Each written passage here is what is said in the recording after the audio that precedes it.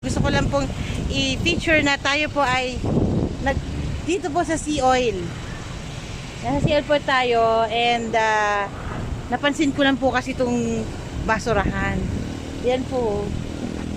Ganito po sila, malata, dili, malata, magamit, no? Bakit ganyan? Meron din naman pong ganyan sa atin, sa Maynila.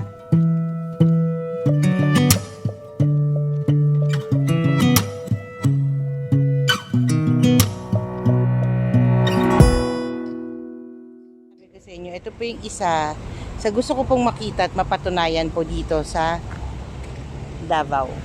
Kung gaano katotoo na disiplinado po ang mga tao dito, na malinis po siya.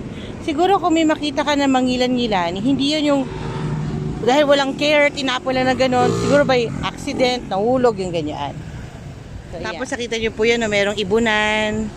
Yan. Tapos may kainan din naman po. Tapos meron po doon pa decor. Ang lawak po na itong gasoline station na to. Ganda po ng view, no? See? Dito lang po yan sa Davao. PR nila dito, and totoo po, ang linis, ang bango, ang ganda. Kaya mapapa-CR na po ako.